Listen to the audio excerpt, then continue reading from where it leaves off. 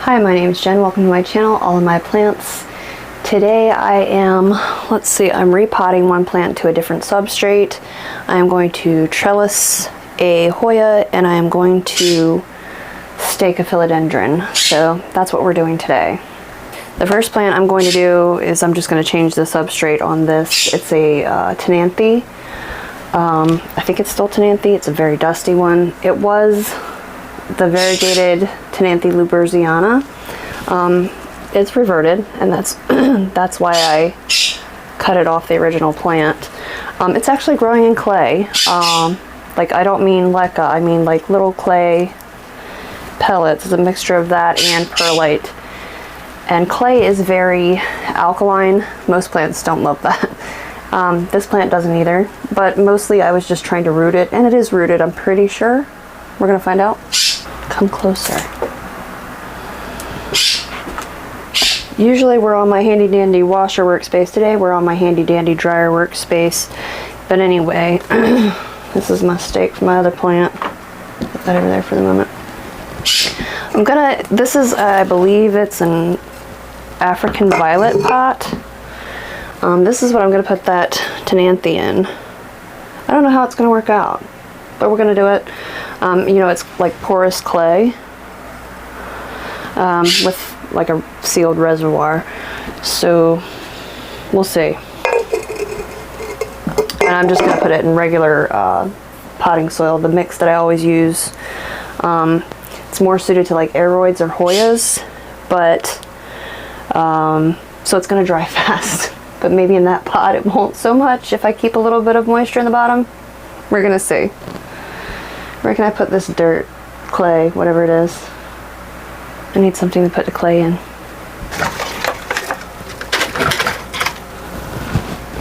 The reason I put it in the clay is like that's one part of another substrate, and I didn't have the rest of the pieces and parts, so I just put it in there anyway. Like not ideal. Let me point you down a little bit so you can see what I'm doing better. I'm spilling onto my handy dandy washer workspace. So this is in it's the Mycans. It's trying to invade. I'll show you the clay though, what it looks like. And we do have roots, and we were somehow growing in that.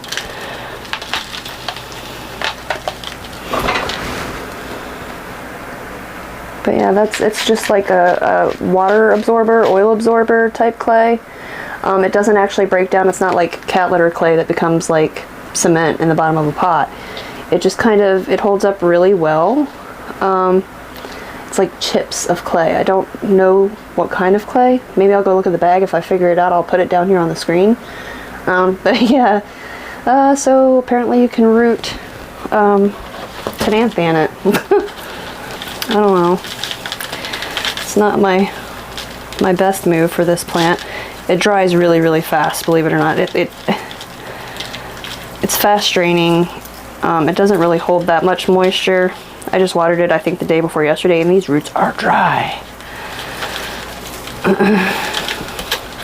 I don't think it's one of those substrates where you really have to get it all off. Wow, it's so dry. Yeah, but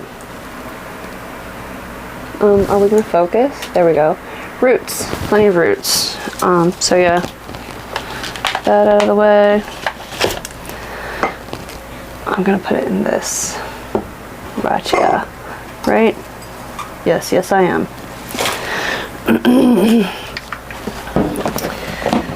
And I could, I guess, fatten this soil up a little bit, but I'm just not. I think it's gonna be alright. I'll show you what this looks like. So that's what that looks like. It's very chunky, lots of bark. Sometimes I throw leca in there. If I have recently emptied a pot of leca and just cleaned the leca, I'll just pitch it in, because I don't really grow much in like passive hydroponics anymore. So there's no need for me to keep my leca separate, I guess is basically what I'm saying. So weird. I usually don't plant anything in anything without a drainage hole. So like, wish me luck, I guess. Wish me luck. I don't know how it's gonna go. So how are y'all doing? I am in an excellent mood today because today is cheat day. And if you've watched, you may or may not know, if you've watched my channel before, I am on a carb diet. Like, I'm not really trying to lose weight, but my husband has, I think, type 2 diabetes. So by cutting out carbs, I'm also cutting out sugar, and so is he. And it's just easier if we're on the same diet, if we both get the same things nutritionally. So it's doing really wonderful things for him. For me, it's, I mean, it doesn't really bother me. I'm not a sweets kind of person anyway, but I'd be lying to you if I said that I didn't love pasta and fruit, things like that. And that's kind of the things I'm craving. I'm also a big time chip eater. Like, I used to survive on junk food. So anyway, today is cheat day, and I just want some fruit and maybe like some lo mein. So very excited about that. My husband's done great though. He's been doing this, I guess, well, we've both been doing it for, I think, a month. We started before his birthday. Birthday was like the 3rd week of June. So we've been at it a little while, and he's lost like 30 pounds. He's really good at it. I've lost, I don't know, not nearly 30 pounds. If I lost 30 pounds, I'd disappear. I wasn't much overweight to begin with. I am a little bit, but not much. For my height, I'm a pretty normal weight, I guess. Close. But I've lost maybe, I don't know, 11 or 12 pounds. So I'm still in the same size clothes and everything. I can't even tell that I can't tell that I've lost any weight. Now I can look at my husband and see that he's lost weight in his face. It's the first place he always loses it. This is going to look so weird for a while until it settles in. Poor thing. This plant has been through something.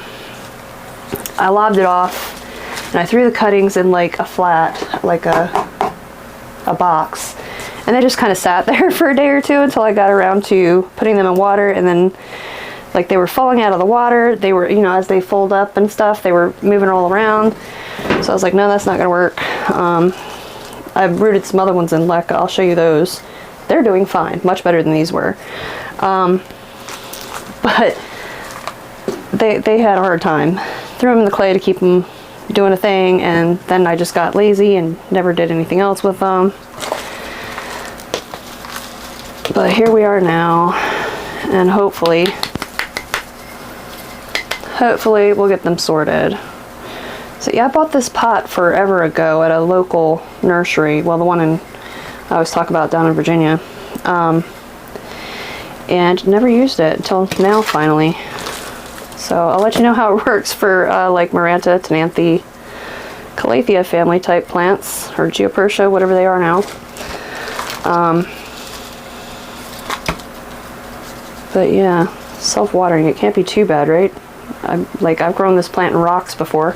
Not just clay, I've also grown it in granite chips. Does okay. They're tough. They're tougher than you think. At least the Ctenanthe are. Some Maranta throw a fit if you look at them funny, but... So there's that guy. We'll get him watered and put away in just a moment after I'm done. But anyway, aside from being in a great mood, my whole body hurts. We've been doing drywall. I'll show you a clip. Yeah, drywall, which is what really might be one of my least favorite things. It's dusty, it's messy. I've still got that wall to do. I like my wires, my cable, my TV's one in that little corner, I think. And there's a shelf. That's a chimney. I wanted to tear the whole chimney out, but because we don't use it. And it's been knocked off above the roof line, but you know, if you've ever done that, pardon my phone, if you've ever done that, it's a whole chore to take it out of there. So there it sits for now. And I am not a strong or huge woman. I'm very average. This is the next one we're gonna trellis. It's the Hoya australis Lisa. Yeah. So you know, it's starting to run away, so I'm gonna trellis that. But anyway, the drywall. I am not a construction person, but this house is an old house, And the room, it's going to be my living room, which I have another room that I'm using as a living room right now. The whole room had to be tore out. Floor, ceiling, walls. When I say floor, I even mean the joists under the floor. It was bad. We started on it in October. Whoops, I'm making a mess as usual. And my husband, he's a waterman, so when he's available to work, I take advantage of it, because, you know, his work is seasonal, but also his availability to work around here is seasonal, kind of because of that. The little trellis, this one is one of the bow smear ones, paid $5.95 for it apparently. I get them from a local nursery. Actually, I got this one from a different local nursery, but than where I normally get them, because everybody asks. So I'm kind of like really taking advantage of the fact that he has some, that's gonna be funny, put a kitty quarter in there. Can I get it? I don't want it to lean though. But anyway, we started in in October, and it's just been a whole thing trying to get everything tore out. And then we had to redo the electric, which we didn't do that ourselves. I don't play with Sparky bites. I'm not looking for any enlightening experiences like that. But everything else we do ourselves. Demolition, I can do plumbing, I can do a little bit of HVAC. My husband's pretty good with like drywall, finishing drywall real pretty. We both can hang it. I can finish a nail or the screw holes, but you don't want me really doing the finish work on the seams. But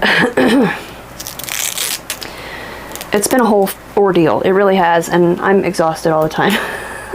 But we're close to actually having it done so that I can actually, you know, live in my living room, which is very exciting to me. Where do I want you? That's too high.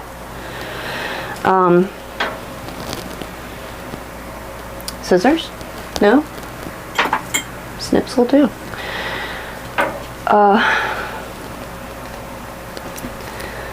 Like drywall will never be my favorite. You know, like here's some manual labor I really like doing. Fiberglass. I love it. I love it. I couldn't tell you why, but yeah, drywall is not where it's at. And it's heavy. We were using the 12-foot pieces, which if you've ever tried to lug one of them around, you know that those things ain't no joke.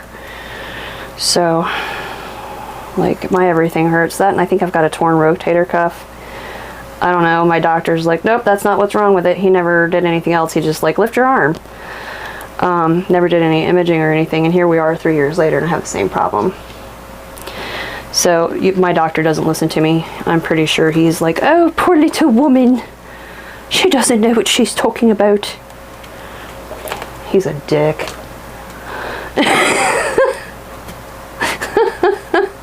Anyway, like my whole body just hurts. You know, I'm tired.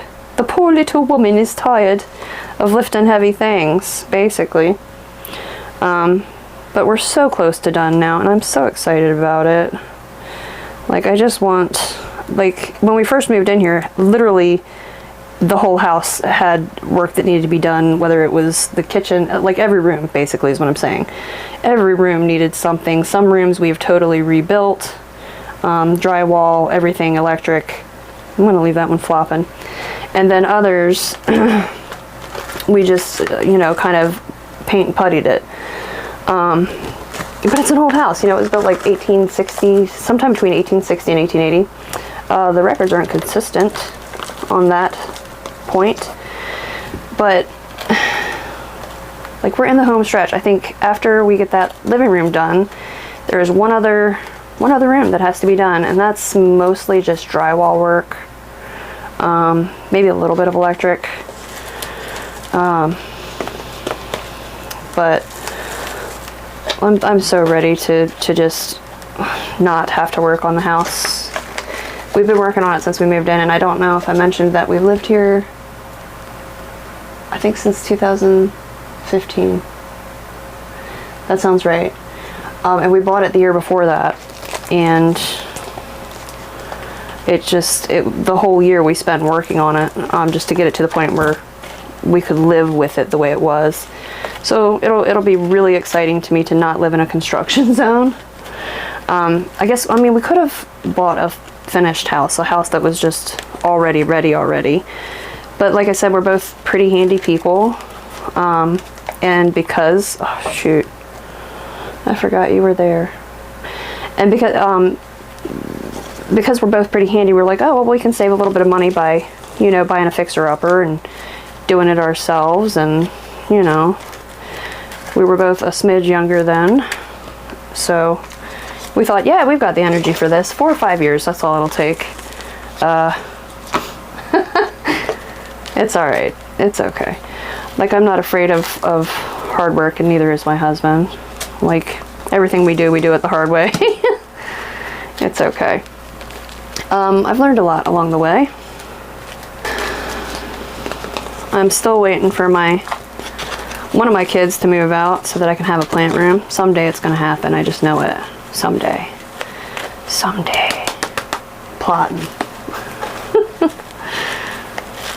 But anyway, we're getting ready to go on vacation, and I'm very excited about that. Okay, this is the Hoya australis Lisa. We kind of got it strapped on this dude. It's not the prettiest yet. I will take this and kind of like slowly but surely train it to come back around, so I can loop it around the trellis. There's the back. I didn't want it to be as empty as some of my other ones that I've trellised before on the back, so I did some around the front, some around the back. Yeah, I think it's going to do well. I hope. Maybe. I've made this plant very mad before by repotting it. So we'll see. But the roots on this look pretty good. They looked good. So let's move this.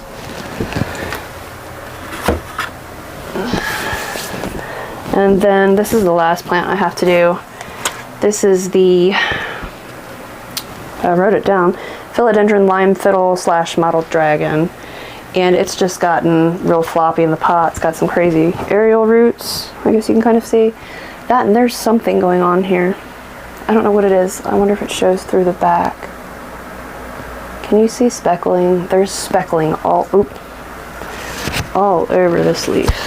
Not the mottled dragon type speckling. It looks more like, wow, on the back it's like extra floral nectaries. But it's mighty funny that they'd only be on that leaf. So I guess we're gonna also blast this guy with some, I don't know, some sort of pesticide. I'm gonna put this right back in the same pot. I'm gonna go ahead and freshen up the soil though, but I'm gonna put it back in the same pot. Let's see. Oh yeah, so I was talking about vacation. We go on vacation usually around August of every year. And we don't get to go long because, like I said, my husband is a waterman. And he works, his job is mostly seasonal. Pipe cutters. So I can either go in the dead of winter, which isn't my favorite, or I can go in August, like, because usually crabbing starts to slow down then. Oyster season hasn't started yet. Well, I thought I was going to cut it. Instead, it's just going to crush through it. So, you know, his job's a little bit slower.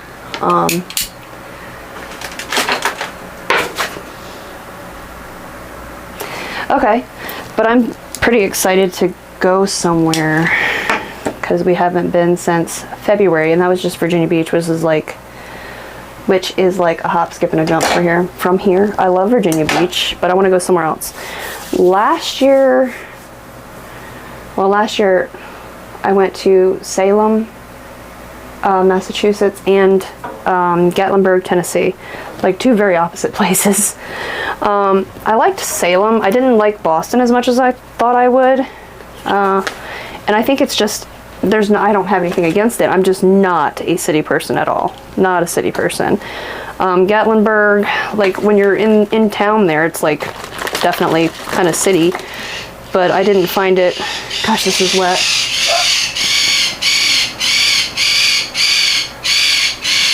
Must be a deer.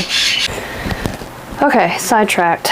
My husband came home and needed some shipping cards for seafood. Anyway, I was gonna repot this if I can get it out of here. I need something to like pry it up out of there. I don't really want to pull on it. It's wet, so it's like in there right now. But anyway, I was talking about vacation. Like, we've been to some pretty cool places. We've been to Luray Caverns, Outer Banks, Gatlinburg. I can't even think of all the places, but we go somewhere every year. Point being, I don't know where we're going to go this year. I have no idea. We usually only get to go for like, got a handy dandy butter knife, for 3 or 4 days, because I do have a full-on zoo here. And getting somebody to come and walk the dogs and feed all the birds and all that stuff is like, dang, it's growing into the drainage holes, is kind of challenging. Like I said, and it's not an issue of I won't pay them, because I'd pay somebody, but it's just a lot to do. And one of my dogs is not the friendliest. Oh, and I have cats that need to be cleaned up behind, you know, whatever, fed, let outside to use the bathroom, let back inside to eat, whatever. So it's just, it's, you know, it's a lot. So 3 or 4 days is usually where we max out. That's about as far as I trust the kids to take care of the house and not burn it down. So, oh yeah, we're gonna put a little bit of soil back in the bottom. So it's challenging just to go, never mind to figure out where to go, because I try to go within driving distance. I don't want to drive for more than about 8 hours, 8 to 10. We've been to upstate New York. I have family up there, so I would love to go to Florida. Don't eat the dead leaves, dummy. Sorry, my cat is chewing on a begonia. Stop it. It's not delicious. He's convinced it's delicious. This is the robust boy here who wants to eat the begonia. And me, apparently. I'm going to evict him. But anyway, so yeah, we're trying to find something that's drivable comfortably. Because, like, I have to stop and use the bathroom every 5 minutes. I'm not even going to kid y'all. I'm old. No, I'm not old. I keep saying I'm old, and then I'm like, no, I'm not. I'm really not. In my 40s. So, early 40s. But, I do like to, we usually get a rental car because we have big trucks, you know, for hauling seafood. But it also, like, gas is a consideration there, the cost of gas. I don't want it to cost me $800, which it would. Gas mileage is not a thing with those trucks. So that's, you know, that's a consideration. I want to go to Florida because I'm from there. I have family there still. And while I didn't really miss a whole lot down there, I do miss my family. So, but I don't think that's going to happen. We've talked about Florida for Christmas, but I want to fly if we're going to Florida. Because once again, it's a long drive. I've been back and forth by bus to Florida way back in the 1900s, like the 90s. I think once in the 2000s, early 2000s, mid 2000s. My daughter was small. I don't recommend it. Or no, not Florida, that was North Carolina. But yeah, I've been back and forth to Florida by myself. Which, you know, when you're young, you don't care so much, I guess. It's an experience then. When you're older, it's an inconvenience. Humble opinion. But anyway, so I have no idea where I'm going. Got any ideas? Preferably East Coast so I can drive it. North, South, I don't care. I like both.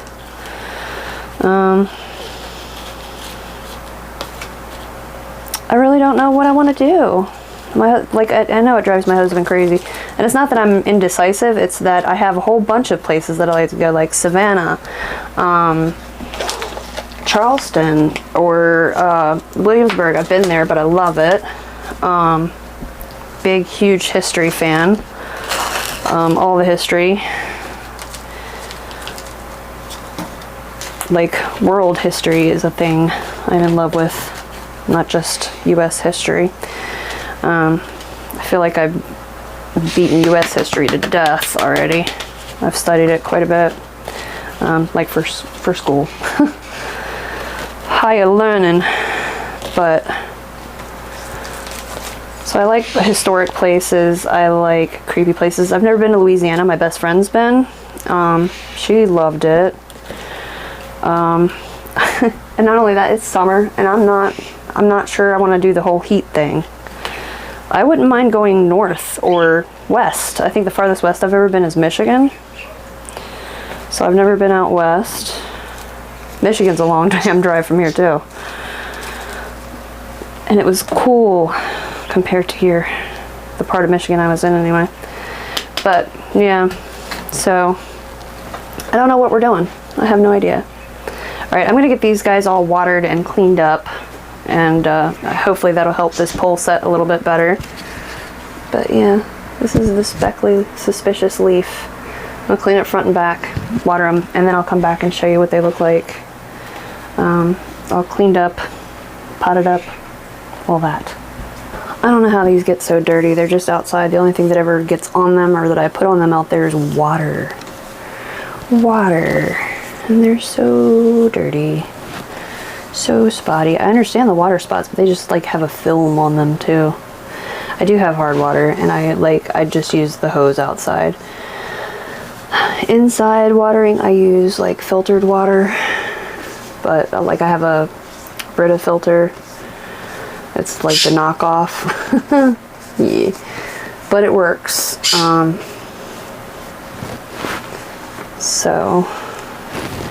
In the summer, I guess I expect my plants to be tougher.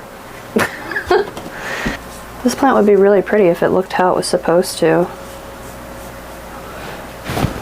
I think these are just extra floral nectaries, but nevertheless outside, some of these plants get a little bit of direct sun, so I'm going to clean the nectar off because it will burn in the sun and it will cause those.